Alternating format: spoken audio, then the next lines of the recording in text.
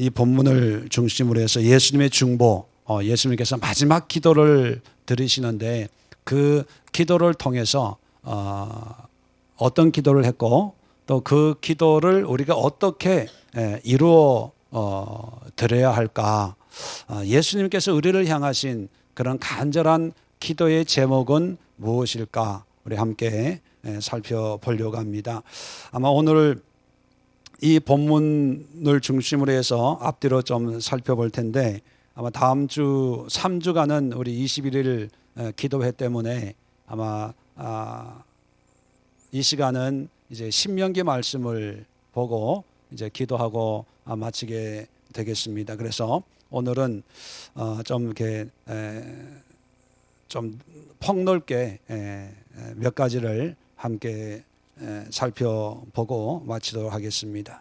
자, 먼저 오늘 11절에 보면 9절부터 보면 내가 그들을 위하여 비옵나니, 내가 비옵는 것은 이제 하나님 앞에 간절히 기도합니다. 자, 기도하는데 자 11절에 오면 나는 세상에 더 있지 아니하오나 그들은 세상에 있어 없고 나는 아버지께로 가옵나니 거룩하신 아버지여. 자, 지금까지 11절 지금까지는 이제 어떤 상황과 여건을 주님 앞에 아뢰는, 왜 내가 이런 기도를 해야 되는지를 하나님 앞에 아뢰는 그런 의미라면 이제 그 다음부터가 중요하죠. 아버지여, 내게 주신 아버지의 이름으로 그들을 보존하사 우리와 같이 그들도 하나가 되게 하옵소서. 자, 여기에 보면 두 가지 기도 제목이 나옵니다. 첫 번째, 예수님이 기도하는 것은 뭐예요? 보존하사, 보존하옵소서. 두 번째 기도 제목은 뭐예요? 하나 되게 하옵소서. 자, 세 번째 기도를 먼저 보면 16절을 봅니다. 16절. 15절에도 내가 비옵는 것은 하면서 기도하는 그런 내용이 나오고, 계속해서 16절에 17절 보겠습니다. 그들을 진리로 거룩하게 하옵소서. 아버지의 말씀은 진리니이다. 진리로 뭐하게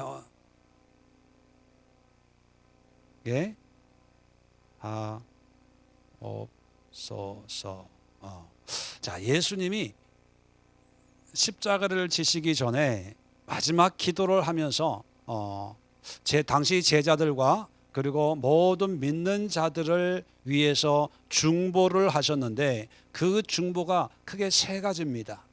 오늘 이 의미를 간단하게 살펴보고 마치려고 합니다. 자, 첫 번째, 그들을 보존하사. 자, 보존이라고 하는 것은 지켜달라는 거죠.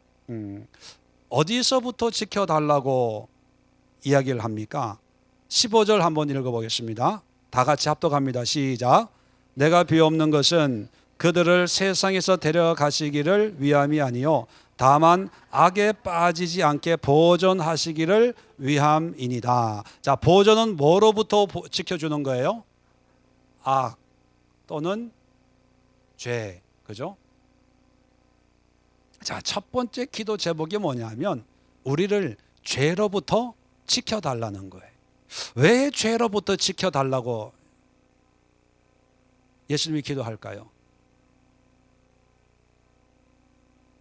왜 예수님이 우리를 믿는 사람들을 악에 빠지지 않게 죄에 물들지 않도록 지켜주세요 라고 하냐 하면, 자, 예?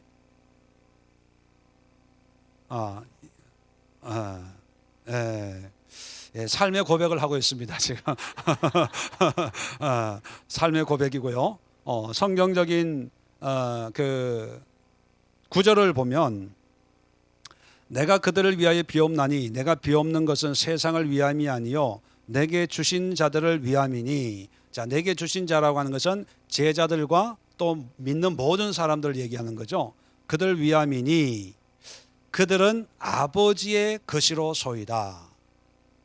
자, 그들이라고 하는 것은 우리도 포함되죠. 모든 믿는 자는 원래는 주인이 누구예요? 하나님이에요. 하나님이.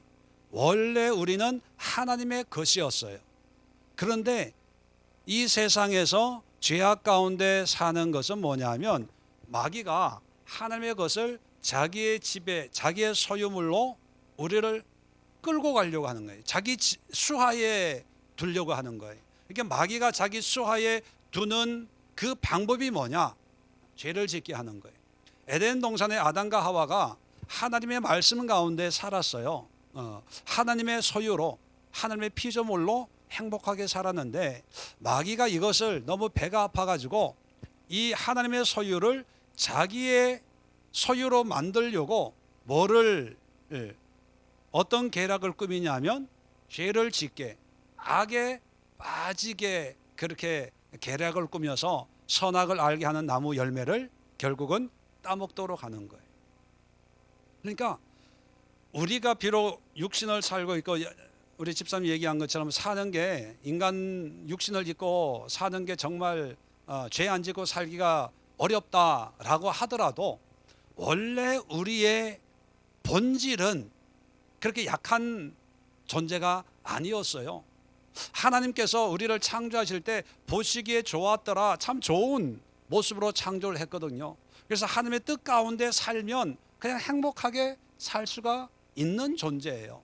그런데 죄가 우리를 자꾸 미혹을 하고 죄에 빠지다 보니까 하나님의 뜻을 이루기가 힘든 거예요. 자, 교도소에는 안 가봤지만 죄 지은 사람들이 자기네끼리 모여가지고 사회 나가면 죄 안 져야지 마음을 먹어요. 그런데 거의 또 죄를 짓고 오잖아요. 그러면 몇 번 들락날락한 사람들이 이제 모여가지고 얘기할 때 이런 얘기 하지 않겠어요? 야, 경험해봤는데 죄 안 짓고 사는 게 참 힘들어. 가면 또 내가 아는 뭐 선배, 후배 뭐 이런 사람들을 만나야 되는데 또 이게 그 사회에 나가면 참 유혹이 얼마나 많을까 그렇게 한탄하지 않겠어요? 그죠? 그런데 사실 우리는 그 감옥에 갈 죄 져요, 안 져요? 안 짓잖아요. 그 감옥에 갈 죄 안 져도 사는 게 뭐 그냥 살잖아요. 상대적이라는 거예요. 제 얘기는 감옥에 들락날락 하는 사람들은 죄를 안 짓고 사는 게 너무 힘든 거야. 만나면 또 그 사람들 만나야 되고 아는 게 그거고 뭐 어디 놀러 가자 그러면 뭐 술집이고 거기 가가지고 뭐 싸움하고 뭐 그러니까 죄 안 짓고 오늘 하루를 보내는 게 힘든 거예요. 그런데 저는요 하루하루 보내는 게 별로 힘들지가 않아요. 왜 그럴까요? 내가 좀 특별해서 그럴까요? 그 사람이 유별나서 그럴까요?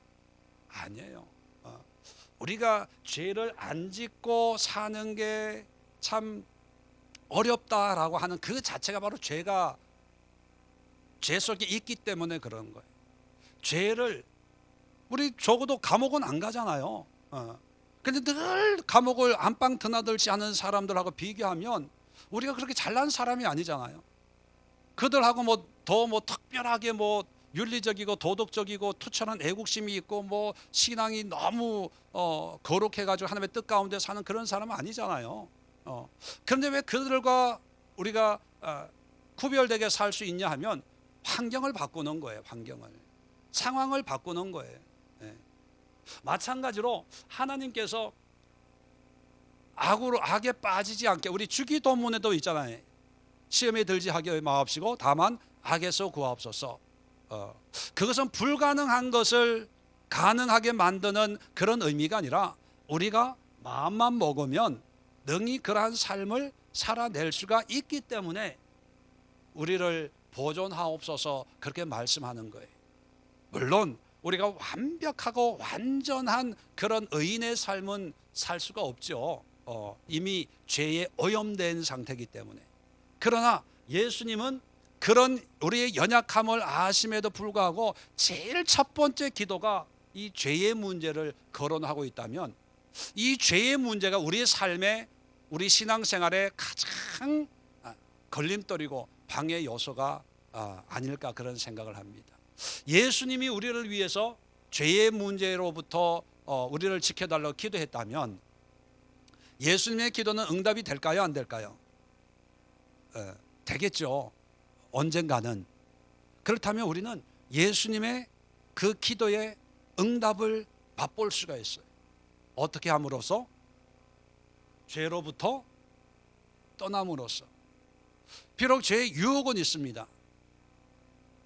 그러나 그 죄에 빠지지 않고 올무에 걸리지 않고 거기에 매이지 않고 중독되지 않고 철저하게 하나님의 말씀 앞에 순종함으로 해가지고 하나님의 이 예수님의 기도를 이루어 드릴 수가 있어요. 불가능한 게 아니에요. 단지 우리가 힘들어 어렵다는 그런 생각 때문에 자꾸 우리는 이 죄에 빠져가지고 영적인 교도소를 들락날락 하잖아요. 그러면서 우리끼리 모여가지고 야, 사는 게 힘들어, 믿음 생활은 힘들어. 그런데 그렇게 안 사는 사람들도 있어요. 근데 그런 사람들을 보면서 그런 사람들을 만나고 그런 사람들을 흉내내고 그런 사람들 얘기를 들어야지, 늘 교도소를 안방에서 드나드는 사람 얘기 듣고 너도 그래 나도 그래, 야 우리끼리 열심히 한번 해보자. 우리끼리 죄인들끼리 의기투합하고 죄인들끼리 서로 형 동생 하자 뭐 이러고 하니까 형 동생 해봐야 똑같아, 달라지는 건 없어요. 예수님이 우리를 위해서 기도할 첫 번째 기도가 죄의 문제를 거론하고 있다는 것을 볼 때, 자 그러면 우리는 어떻게 이 죄의 문제를 해결받을 수가 있을까? 오늘 계속해서 11절 보면 내게 주신 아버지의 이름으로 그들을 보존하사. 어떻게 보존한다고요? 아버지의 이름이란 하나님의 이름이죠. 하나님의 이름이라고 하는 의미는 뭘까요? 전번에도 내가 예수의 이름으로 기도합니다. 그 예수의 이름이라고 하는 걸 설명할 때 누누이 얘기했는데, 하나님의 이름으로 우리를 보존해 달라고 해가지고 기도할 때 예수의 이름으로, 예수의 이름으로, 하나님으로, 하나님으로, 그렇게 하나님이라는 그 이름 두 글자, 세 글자의 이름을 얘기한다고 해서 우리가 죄악에 빠지지 않습니까? 한번 연습 한번 해보세요. 어디에 뭐 이렇게 죄를 지을 만한 죄 지을 만한 그 환경에 가가지고 속으로 예수 이름으로, 예수 이름으로 그러면 죄 안 짓게 되나? 한번 해보세요. 그런데 여기서 어떤 주술적인 그런 의미의 하나님의 이름, 아버지의 이름이라는 얘기가 아니라, 이름이라고 하는 것은 그분의 어떤 존재, 본질, 그 사람이 가지고 있는 어떤 가치관을 의미해요. 그래서 예수의 이름으로 기도합니다라고 하는 것은 예수의 이름 그 자체의 의미가 있는 게 아니라 예수님이 우리에게 보여주신 어떤 신앙의 의미, 삶의 어떤 자세, 태도, 예수님이 가지고 있는 어떤 그런 삶의 무게를 보면서 거기에 합당한 그런 기도입니다.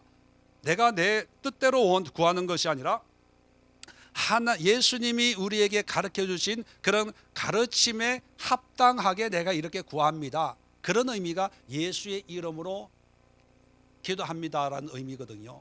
그러면 똑같이 하나님의 이름 또 뭐냐면 하나님의 속성, 하나님의 본질, 하나님의 어떤 그런 능력과 권위로 우리를 죄로부터 지킨다는 거죠. 그러면 우리의 힘을 의지하고 우리의 의지를 의지하고 우리의 어떤 지식으로 죄로부터 우리를 지킬 수 있는 게 아니라 철저하게 누구의 도움을 받아야 돼요? 하나님의 도움을. 하나님의 능력을 공급받아야 되고, 하나님의 진리를 우리가 알아야 되고, 하나님의 뜻이 어디에 있는지를 알아야 되고, 우리의 약함을 하나님의 강함으로 채워야 돼요. 그래서 우리는 예배 드리고 말씀을 보고 또 성령의 도움을 구하고, 다시 말하면 우리의 의지, 우리의 지식을 의지하지 말고 철저하게 하나님을 의지함으로, 하나님을 신뢰함으로, 하나님을 붙잡음으로 이 죄로부터 우리의 믿음과 삶을 지켜나갈 수가 있다는 거예요. 그래서 우리가 예배 때마다 하나님의 말씀을 듣고 하나님이 어떤 분인가, 하나님이 원하시는 바가 무엇인가를 끊임없이 알려고 애쓰는 거예요. 왜냐, 하나님의 뜻을 알아야 그 뜻에 합당하게 살고, 그렇게 살 때 죄에 빠지지 않는 삶을 살게 되거든요. 자, 두 번째, 21절 보면, 자, 하나 되게 하옵소서라고 했는데 21절 보면 좀 더 자세하게 설명을 합니다. 자, 아버지요, 아버지께서 내 안에, 내가 아버지 안에 있는 것 같이 그들도 다 하나가 되어. 자, 하나가 되는데 그냥 하나가 되는 게 아니라 샘플을 얘기하고 있어요. 샘플을. 그 샘플이 누구와 누구의 관계입니까? 예수님과 하나님의 관계를 얘기하면서 우리 안에 있는 것 같이 그렇게 얘기해요. 그들도 다 하나가 되어 우리 안에 있게 하사 세상으로 아버지께서 나를 보내신 것을 믿게 하옵소서. 자, 23절도 볼까요? 21절도 그들도 하나가 되게 해달라고 했는데 23절도 보면, 내가 그들 안에 있고 아버지께서 내 안에 계시어 그들로 온전함을 이루어 하나가 되게 하려 함은. 자, 하나가 되는 방법이 내가 그들 안에 있고, 그들은 우리 믿는 자를 얘기하는 거죠. 또 아버지께서 내 안에 계시고 그들로 온전함을 이루어. 자, 뭐냐 하면, 자, 저를 보세요. 하나가 되는데, 자, 그냥 하나가 되는 것이 아니라 분명한 모델을 얘기해 주고 있어요. 예수님과 하나님과의 그 하나됨을 샘플로 얘기하면 우리처럼 그들도 하나가 되는데, 자, 이게 우리입니다. 우리가 하나가 되는데 그냥 우리끼리 그냥 뭐 마음이 맞고 뜻이 맞아서 하나가 되게 하는 것이 아니라 조건이 있어요. 우리 안에 예수님이 있고, 그죠? 23절에 보면 내가 그들 안에 있고 우리 안에 있고, 또 아버지께서 내 안에 계시어, 아버지가 예수님 안에 계셔요. 그러면 결국은 하나님도 우리 안에 있는 거죠. 하나님이 예수 안에 계셔요. 예수 안에 예수님과 하나님이 계셔요. 이 분이 우리 안에 계셔요. 우리 안에 예수님과 하나님이 계셔서 이것이 하나의 모습이라는 거예요. 자, 그러면 질문을 하나 드릴게요. 하나 되는 것이 그냥 우리 믿는 사람들끼리 그냥 한 마음 한 뜻이 되라는 걸까요? 아니면 하나 되라는 것이 믿는 사람들이 하나님과 한 마음 한 뜻이 되라는 걸까요? 네, 우리끼리 하나가 되는 게 아니에요. 우리끼리도 물론 하나가 되지만 더 중요한 것은 우리가 하나가 되어서 예수님이 하나님과 하나가 된 것처럼 우리도 하나님과 하나가 되라는 거예요. 자, 예수님과 하나님과 하나, 이것을 우리는 신학적으로 삼위일체다 이렇게 표현해요. 그죠? 삼위일체. 그 삼위일체에 대해서 아시죠? 삼위일체. 이게 삼위가 뭐냐면 세 가지 어떤 존재의 양식이 있다는 거예요. 그게 장식이 뭡니까? 성부, 성자, 성령. 네. 삼위로 존재하지만 이것이 하나로 하나님이라는 거예요. 분리할 수 없는 거예요. 자, 그러면 이것을 조화라고 표현합니다. 이걸 연합이라고 표현합니다. 하나, 유니티. 영어로 하면 유니티고 이건 하모니. 하모니라고 하는 것은 뭐예요? 모양과 성격과 기질을 다양해요. 다양하지만 한 가지 목적을 위해서 서로 조화를 이루고 협력하는 거예요. 연합이란 건 뭐예요? 이런 다른 어떤 그런 존재들이 한 몸을 나눌 수 없도록, 구별할 수 없도록 하나가 되는 원리스, 하나가 되는 거예요. 그러니까 이게 신비인데 성부, 성자, 성령으로 존재하시지만 그러나 이것이 나눌 수 없는 하나님의 본체라는 거예요. 그것처럼 예수님과 하나님의 관계가 조화와 연합인 것처럼 우리도 자 이미영 집사님이나 이병화 집사님이나 이금실 집사님의 저나 다 달라요. 모양도 다르고 환경도 달라요. 그런데 이 다 다름이 이금실 집사님은 이금실 집사님의 어떤 그런 특성과 이런 걸로, 이병화 집사님 이병화 집사가 가지고 있는 어떤 걸로, 이미영 집사님은 이미영 집사님으로, 나는 나로 각자 가지고 있는 그 모양과 모습은 다 다르지만 이것이 조화를 이루어서 이것이 한 가지 목적을 위해서 연합된 한 몸을 이루는 그런 관계가 되어야 된다는 거죠. 그것이 예수님이 우리에게 원하시는 그런 신앙의 모습이에요. 왜 하나가 되어야 될까요? 왜 이런 모습이 되어야 될까요? 조화와 연합을 이야기할 때 종종 예로 드는 게 뭐냐, 오케스트라, 악기죠, 악기.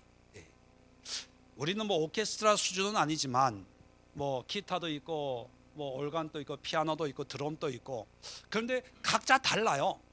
다르기 때문에 각자 신나는 대로 뭐 드럼 치고 베이스 치고 기타 치고 뭐 하면은 이게 하나가 돼요, 안 돼요? 안 돼요.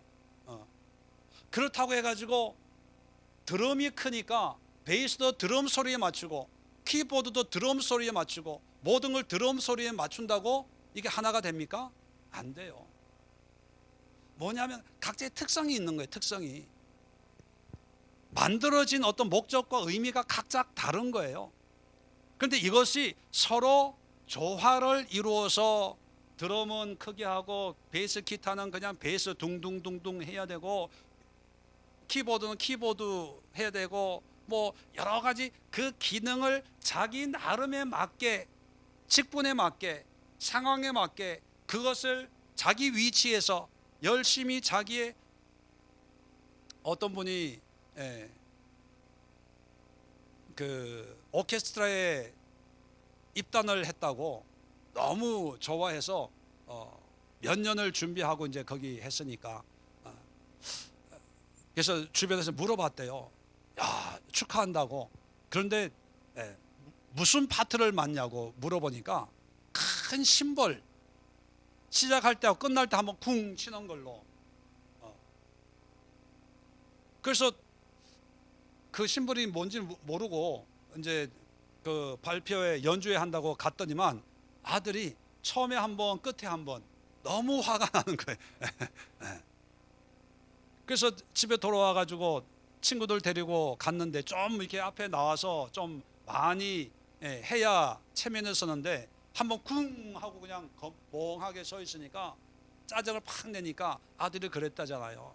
엄마, 바이올린 하는 사람이나 나 한 번 하는 거나 월급은 똑같아. 그러니까 모양과 모습은 다 달라도요, 그것이 조화를 이루어야 되는 거예요. 그러니까 하나됨을 위해서 하나되게 하옵소서 하는 의미 속에는 조화되게 하옵소서, 남 비교하지 말고 나는 이렇게 하는데 당신은 왜 그거밖에 안 돼, 이렇게 서로 판단하지 말고 서로의 최선, 각자가 가지고 있는 최고의 모습을 인정해주고 그거를 통해서 나와 이렇게 조화를 이루는 거예요. 자, 그래서 각각의 특징적인 이런 사람들이 모여서 연합을 하는데, 자, 예수, 성부, 성자, 성령이 하나님이라고 하는 이름으로 한 몸을 이뤄요. 성자가 하는 일이 분명히 있죠. 성령이 하시는 일이 분명히 있어요. 그러나 자기의 어떤 일, 하늘나라 가가지고 하나님, 성부 하나님한테 내가 십자가 고생은 내가 다 하고, 하나님 아버지 말만 하고, 성령 얘는 그냥 돌아다니기만 하고, 나만 힘들고 이게 뭐예요? 이렇게 따질까요? 따지는 순간 이게 뭐 다 엉망이 되죠. 뭐냐면 하나님이라는 그 존재로 하나가 되는 거예요. 넘치는 부분이 있으면 잘라내고 부족한 부분이 있으면 채워가지고 그저 덜도 아니고 더도 아닌 하나님. 그러니까 예수님이 하나님과 성부 자기와의 하나님과의 관계처럼 너희도 이렇게 하는 것은 모든 조화를 통해서 누구와 연합되기를 원하는 거예요? 하나님과 연합되기를 원하는 하나님과. 그러면 우리 교회라고 하는 신앙 공동체예요. 신앙 공동체. 이 에클레시아라고 하는 이 신앙 공동체를 통해서 각자 가지고 있는 능력과 달란트와 어떤 그런 걸 가지고 결국은 누구를 드러내는 그런 삶으로 하나가 되기를 원합니까? 하나님을 드러내는, 하나님 안에서 하나가 되게 해달라고 21절에도 아버지여 내가 아버지께서 내 안에 내가 아버지 안에 있는 것 같이 그들도 하나가 되고, 또 23절에도 그들이 내 안에 아버지께 내 안에 계시어 그들 온전함을 이루어 하나가 되려 합니다. 그렇게 얘기하는 거죠. 자, 그런데 한 걸음 더 나아가서 그럼 왜 하나가 돼야 되냐 하는 거예요. 그 이유까지 설명을 하고 있어요. 자, 21절 보세요. 자, 그들도 하나가 되어, 중간쯤입니다. 그들도 하나가 되어, 하나가 되면 우리 안에 있게 하사 세상으로 아버지께서 나를 보내신 것을 믿게 하옵소서. 자, 왜 믿는 제자들이 하나님과 조화와 연합을 통해서 하나가 되어야 되냐면 세상으로 하여금 예수님을 믿게 하기 위해서. 자, 13장을 보세요. 요 말씀만 들으면 이해가 잘 안 될 수도 있어요. 13장 요한복음 13장 34절 보면 34절 35절 보면 새 계명을 너희에게 주노니 서로 사랑하라. 내가 너희를 사랑한 같이 너희도 서로 사랑하라. 35절입니다. 너희가 서로 사랑하면 이로써 모든 사람이 너희가 내 제자인 줄 알리라. 자, 제자들이 서로 사랑하는 걸 보면서 예수의 제자라는 걸 알아요. 자, 빛과 소금의 말씀을 할 때 등불을 등경 아래 두지 않고 등경 위에 두나니 이로써 너희 행함을 보고 사람들이 너희가 누구인지 안다 말씀했거든요. 여러분, 우리가 이렇게 조화와 연합으로 살아가는 삶을 사람들이 봄으로 해서 우리가 예수의 제자구나, 예수의 사람이구나, 하나님의 백성이구나 알 수 있다는 거죠. 다시 말하면 세상 사람들이 우리가 말하는 말로도 복음을 통해서 우리가 누구이고 구원을 받지만 또 하나 우리가 살아가는 하나님을 믿는 삶을 보고 그들이 저들이 예수의 제자구나, 예수의 사람이구나, 예수님이 하나님의 아들이시구나 이렇게 믿게 된다는 거예요. 그러니까 이렇게 살아야 내가 복을 받고 내가 축복을 받고 그런 이기적인 목적이 아니라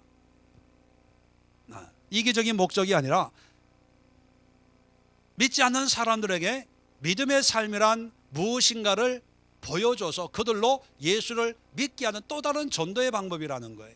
자, 두 번째 22절입니다. 22절에 보면 내게 주신 영광을 내가 그들에게 주었사오니 이는 우리가 하나 된 것 같이 그들도 하나 되게 하려 함이니이다. 자, 하나 되게 한 목적이 뭐냐면 하나님의 영광을 드러내는 거예요. 예수님도 하나님과 하나가 되었기 때문에 예수님이 주신 말씀을 지켰으므로 예수님이 하나님께 영광을 올려드렸잖아요. 그것처럼 우리가 하나님 안에서 하나가 될 때 비로소 하나님이 우리 안에, 하나님이 예수님 안에 계시고 예수님이 우리 안에 계시기 때문에 우리 안에 있는 이 예수님 하나님으로 말미암아 하나님의 영광이 드러나게 되는 거예요. 우리는 뭔가 대단한 일을 해서 이것이 하나님의 영광입니다라고 할 때가 있어요. 어떤 큰 일을 하고 하나님이 주신 그런 은혜로 이렇게 하나님을 위해서 이렇게 했습니다. 뭐 이렇게 할 수도 있죠. 그렇다고 해서 그러면 정말 소수의 사람들만 하나님의 영광을 드러낼 수 있을까? 아니라는 거죠. 자, 우리가 조화 오케스트라에 심볼 한 번을 쳐도 그게 하나님의 영광을 드러낼 수 있는 거예요. 그게 없으면 오케스트라가 안 되는 것처럼 그 한 번의 어떤 수고와 노력을 통해서도 하나님께 충분히 영광을 돌릴 수가 있어요. 그런데 왜 우리는 그걸 깨닫지 못할까요? 그래서 우리의 생각이 하나님을 알지 못하기 때문에 세상적인 것으로, 왜 난 한 번만 해야 돼, 바이올린처럼 매번 이렇게 하면 얼마나 멋있어. 자꾸 세상적인 기준으로 하니까 내가 하는 건 별거 아닌 것 같고, 나는 뭐 헌금도 많이 못하고 기도도 많이 못하고 뭐도 못하고 자꾸, 그러니까 이 신앙생활하는 이 의미를 모르기 때문에 믿음이 자라지 않고 신앙생활하는 맛이 안 나는 거예요. 그저 끌려다니는 거예요. 또 주일이냐, 또 예배냐, 설교 왜 이렇게 기냐, 졸립다, 뭐 그러는 거예요. 그런데 저와 하나님과 하나가 되어서 정말 내가 일주일 중에 하루, 이 주일날 쉬는 이날 하나님 앞에 영광을, 예수의 교회를 통해서 한 몸을 이루어서 함께 영광을 돌리겠습니다. 혼자 그렇게 믿음을 가지고 예배를 나와요. 근데 사람들은 그걸 알아요, 몰라요? 몰라요. 사람들의 칭찬이 없기 때문에 자기는 아무것도 아니라고 생각하는데, 사람의 칭찬을 좀 키워봐요. 사람의 칭찬을 자꾸 의지하려고 하니까 하나님의 칭찬에 대해서 무관심해지는 거예요.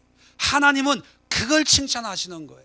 그렇게 됨으로 해서 예수의 교회를 통하여서 하나님 앞에 온전한 영광을 돌릴 수가 있는 거예요. 그래서 여러분, 아까도 얘기했죠. 나는 누구의, 내 주인은 누구라고요? 하나님이에요. 하나님. 내가 내 주인이 아니에요. 하나님이 주인이기 때문에 내가 이 일을, 내가 맡아 하는 이 일을 내가 최선을 가지고 하면 주인이신 하나님이 영광을 받고, 우리는 그 하나님의 영광을 드러내고 있다라고 하는 거룩한 자부심이 있어야 돼요. 이게 없으니까 해도 그만 안 해도 그만, 하다 안 하다, 기분 좋으면 하고 기분 나쁘면 안 하고, 왔다 갔다 그냥 뿌리 없는, 성장이 없는 그런 신앙생활을 하게 된다는 거죠. 자, 23절의 마지막으로, 자, 하나가 되게 하려 함은 아버지께서 나를 보내신 것과 또 나를 사랑하심 같이 그들도 사랑하신 것을 세상으로 알게 하려 함이로소이다. 뭐예요? 하나님이 우리를 사랑한다는 것을 내가 깨닫는 거예요. 우리는 그냥 기도 응답을 해 줄 때 하나님이 나를 사랑하는 줄 알고, 뭐 집회나 부흥회 때 그냥 확 감동, 감격이 있을 때, 아, 하나님이 나를 사랑하는구나, 어떤 신비한 어떤 그런 체험이나 감정적인 것으로 하나님의 사랑을 자꾸 확인해 보려고 그래. 근데 그런 게 없으면 하나님이 나를 사랑하나 안 하나 뭐 자꾸 의심을 하고 그러는데, 여러분, 이런 우리 믿음의 성도들이 함께 하나님을 예배하고 찬양하고 하는 그것이 바로 우리 한 사람 한 사람에 베풀어 주신 하나님의 사랑이에요. 우리는 예배 드리면서 그런 하나님의 사랑을 깨닫고 거기에 감사하고 감격할 수 있어야 돼요. 왜냐하면 이런 사랑을 누리지 못하는 그런 사람들이 얼마나 많아요. 어떤 사람들은 이런 조화를 이루지만 하나님과 하나가 되지 못해서 하나님과 아무 의미 없는 그런 삶을 사는 사람들도 있고, 어떤 사람들은 각자의 다름을 인정을 하지 못해가지고 서로 물고 뜯고 비방하고 비난하는 그런 관계의 그런 모습들도 있지 않습니까? 그런데 다름을 서로 인정하고 서로의 약함을 인정하고 나의 넉넉함으로 상대방의 약함, 부족함을 채워줌으로 해서 아름다운 조화를 이루어서 하나님께 영광을 돌리고 있다, 이 사실 하나만을 통해서 아, 하나님이 우리를 사랑하시는구나, 그걸 깨달아야 되는 거예요. 사람들은 어떤 외적인 것을 자꾸 측량하려고 그래요. 교회로 보면 부흥이 되냐 안 되냐.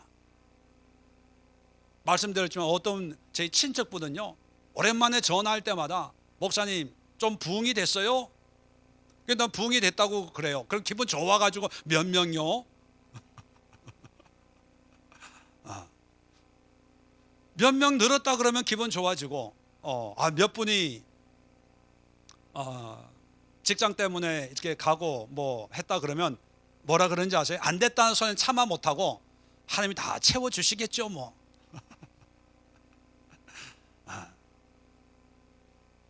여러분, 어떤 숫자적인 어떤 부흥의 모습을 가지고 있어도 하나 되지 못한 부분들이 얼마나 많습니까? 오늘날 교회들이.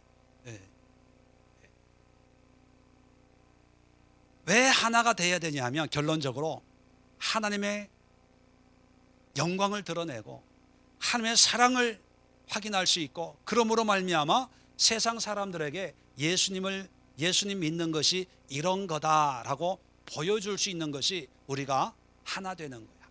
가정적으로 하나가 돼야 되고, 교회적으로 하나가 돼야 되고, 하나님의 어떤 사역에 하나가 되는 그런 삶을 위해서 예수님이 우리를 위해 기도해 주셨고, 마지막으로 16절 보면, 내가 세상에 속하지 아니함은 같이 그들도 세상에 속하지 아니하였사옵니다. 그러면서 진리로 거룩하게 하옵소서. 자, 거룩의 의미가 뭐라고 말씀드렸죠? 거룩, 구별됐다는 뜻이에요. 구별. 자, 그래서 16절에 세상에 속하지 아니하다, 세상과 구별됐다는 거예요. 내가 예수님이 이 세상에 인간의 몸을 입고 세상의 이 시간 속에, 공간 속에 육으로 살았어요. 그런데 뭐라고 얘기해요? 내가 세상에 속하지 아니함 같이. 그런데도 세상과 구별되고 차별된 삶을 사셨다는 거죠. 그들도 세상에 속하지 아니하였사옵나이다. 그들도 사람이에요. 생활을 해요. 세상 속에 살아가요. 그럼에도 세상과 구별된, 세상과 속하지 않는 삶, 그것이 거룩이에요. 그러니까 세상에 있지만 세상의 방법이나 세상의 유행이나 세상의 풍습을 따라 살지 않게 하옵소서. 그러면 어떻게 살라고요? 그 다음에 나오죠. 17절에 진리로 거룩하게 하옵소서. 그럼 진리가 뭡니까? 그 다음에 설명합니다. 아버지의 말씀은 진리입니다. 그러면 어떻게 우리가 거룩하게 돼요? 말씀으로. 자, 말씀으로 거룩하다는 것은 어떤 의미입니까? 말씀은 열심히 읽으면 거룩해지는 거예요? 말씀이 기준이 되는 거예요. 말씀이 우리의 삶의 기준. 거룩하기 위해서 이 세상은 다 죄악 덩어리니까 내가 다 보따리 싸가지고 산으로 가야 되겠다, 저 시골로 가야 되겠다, 그렇다고 거룩하게 되는 것이 아니고, 이 세상에서 거룩하게 살 수 있는 것은 철저하게 진리이신 하나님의 말씀을 기준으로 해서, 말씀이 가라면 가고, 말씀이 서라면 서고, 말씀이 내려놓으라면 내려놓고, 말씀이 취하라면 취하는 거예요. 갈렙이 이 산지를 내게 주소서라고 했어요. 자, 그 말씀을 많은 사람이 도전받고 기도하다가 사업장이 있으면, 하나님 이 사업장을 나에게 주어보소. 그러면서 꼭 숟가락을 얹습니다. 뭐라고요? 갈렙이 여호수아서에 보면 갈렙이 나이 85세로 돼 이 산지를 달라고 했을 때 하나님이 주셨사오니 갈렙에게 행하신 그 은혜를 나에게도 행할 줄로 믿습니다. 그러면서 말씀으로 기도했대요. 이게 누구냐면 저예요. 제가 한때 그렇게 기도했어요. 얘기했잖아요. 여리고성 7바퀴 돌면 무너진다고 그래가지고 미국에서 사업할 때 보니까 괜찮은 사업장인 것 같아. 진짜 7바퀴 돌았다니까요. 마지막 날 주여 믿습니다. 그래서 내가 돌다 내가 미칠 뻔했잖아. 내가 돌 뻔했어. 안 무너지는 거예요. 안 무너지는 거. 여러분, 말씀이 기준이라고 하는 그 의미를, 말씀 한 구절, 내가 좋아하는 한 구절만 딱 붙잡고 이대로 하면은 하나님이 해결해 주시겠다, 어떤 그런 저차원적의 어떤 초딩 수준의 어떤 그런 말씀에 대한 지식이 아니라, 하나님의 온전하신 말씀의 그 뜻을, 오전에도 말씀드렸지만 하나님과 친밀함을 통해서 하나님이 어떤 분인가 그걸 깨닫고 그 깨달음을 통해서 하나님이 나에게 말씀을 줄 때, 이런 말씀을 주신 하나님은 나에게 이렇게 살기를 원하실 거야 라고 해서 그런 삶을 통해서 사업을 하는 거예요. 부자가 되는 거예요. 부자 되는 게 거룩과 관계없는 게 아니라 어떤 부자의 삶을 사는가가 중요한 거죠. 제가 우리 어떤 집사님에게 설교 중에 부도 맞는 것도 그게 은혜입니다, 그런 설교를 한 적이 있었대요. 그래가지고 그 집사님이 그래요. 목사님이 그래가지고요, 설교 때 참 은혜가 되는데 함부로 아멘을 못 하겠어요. 아멘 그 얘기를 듣고 제가 그랬어요. 아멘 했다고 응답되는 그 믿음 진짜 끝내주는 믿음이다. 여러분, 하나님이 그렇게 단순하게 우리 수준으로 한 구절 뽑고 기도하 갈렙처럼 이 산절 주소서 한다고 응답을 주시는 그런 하나님이면요, 이미 하나님도 아니에요. 하나님은 말씀을 통해서 이 말씀으로 우리의 삶이 하나님의 계획하신 그런 삶으로 조금씩 변화되어 가는 거예요. 그래서 그런 변화, 말씀으로 사람들 다 자기가 살고 싶은 삶으로 살지만 우리 그리스도인들은 철저하게 하나님 기준으로 살아갈 때 이것이 거룩이에요. 왜? 안 믿는 사람과 믿는 우리가 삶의 모습은 똑같아요. 똑같은 직장 다녀요. 똑같은 학교 다녀요. 그런데 우리는 거룩하게 살아요. 하나님이 이렇게 살기를 원하세요. 직장 그만두란 얘기 아니에요. 다 부자가 되는 건 다 세상이 영이 주는 거고 난 가난 청빈하게 살아야지, 이것도 바른 생각 아닙니다. 큰 교회, 부흥되는 교회는 다 세상적이고 우리 예수에게처럼 부흥 안 돼야 이게 진리를 선포하는 그런 교회, 이런 생각도 여러분 잘못된 거예요. 부흥이 되든 안 되든 철저하게 하나님의 말씀으로 그냥 살아가는 거예요. 살아가는데 하나님이 부흥시키면 감사한 거고 부흥을 안 시켜도 감사한 거고, 부흥이 되냐 안 되냐 이게 의미가 이제 없어지는 거예요.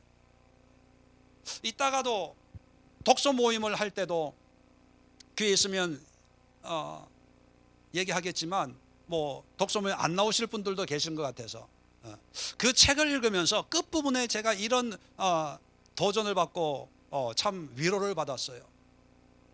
뭐냐 하면, 이제 성경에 보면은 행해라, 회개해라, 이렇게 살아라, 저렇게 살아라, 그렇게 말씀이 있잖아요. 그런데 하나님의 이 말씀 속에 들어가면 이렇게 행해라 하는 그 말이 별로 그렇게 강하게 와닿지 않아요. 왜냐하면 그냥 행해지는 거예요. 죄 안 져야지 하면 이게 얼마나 힘들겠어요. 그런데 은혜 속에 들어가면 그냥 죄 안 짓고 그냥 살게 되어지는 거예요. 그냥 그렇게 안 살아보니까, 성경만 보니까 순종해라, 행해라, 기도해라, 또 죄짓지 마라, 간음하지 마라, 술 취하지 마라, 방탕하지 마라, 그런 거 보니까 힘들어, 어려워, 어떻게 그렇게 살아. 그런데 하나님의 은혜 속에 들어가 보면, 은혜가 임하면 그냥 저절로 그렇게 사라지는 거예요. 그냥 순종하게 되는 거고, 그렇게 행해지는 거고, 그렇게 음란을 버리게 되고, 그렇게 탐욕을 버리게 되어지는 거예요. 이게 하나님의 은혜예요. 그냥 거룩하게 하옵소서. 예수님이 기도하셨는데 얼마나 우리가 거룩한 삶을 살지 못하니까 기도했겠어요. 그런데 이제 우리가 하나님의 말씀을 기준으로 해서 내가 손해보더라도 하나님의 말씀으로 살겠습니다 결단을 하고, 그렇게 살면, 그런 삶이 처음에 힘들 수 있지만 살다 보면 그것이 기쁨이고 감사고 보람이고, 그래서 내가 거룩하게 살고 있다라고 하는 그런 자각도 없는 상태에서 나도 모르게 그냥 거룩하게 사라지는 거예요. 그러니까 처음부터 너무 겁내고, 어떻게 죄악에서 죄악이 안 빠지지? 어떻게 이런 사람들하고 내가 하나가 될 수 있지? 어떻게 내가 이런 삶을 살고 있는데 나도 내 자신을 제대로 모르는데 내가 어떻게 세상과 다른 삶을 살아? 처음에 이렇게 생각할 수 있어요. 그런데 예수님의 은혜 속에, 예수님의 믿음 속에 그냥 우리의 몸을 올인 그냥 던져버리고 그냥 하나님의 처분대로 살겠습니다라고 맡겨버리면 나도 모르게 어느 순간인가 죄로부터 자유한 삶을 살고 어느 순간인가 그냥 화목하게 되는 거예요. 내가 특별히 한 것도 없는데 가정이 편안해져요. 하나님을 예배해요. 그러다 보니까 어느 순간인가 나도 모르게 옛날의 내 모습과 지금의 내 모습이 달라지는 거예요. 결론적으로 말씀을 드립니다. 예수님이 이것을 위해서 우리를 위해서 기도했다면 우리는 이 예수님의 기도의 응답의 대상에 우리를 통해서 이런 세 가지 기도가 응답이 될 때 그것이 함께 영광이 되는 거죠. 그렇다면 우리의 한 주간의 삶을 통해서 앞으로의 삶을 통해서 죄에 빠지지 않도록 우리 자신들을 지키고 보호하고 또 하나 되고 거룩한 삶을 살기 위해서 우리가 노력하고 순종하고 또 예수님이 기도한 것처럼 우리도 끊임없이 이 세 가지 기도 제목을 통해서 하나님의 영광을 드러내고 믿지 않은 사람들에게 믿음의 모습을 보여줄 수 있는 그런 삶을 살아가는 우리 예수의 성도님들 되시기를 주의 이름으로 축원을 드립니다. 기도합니다.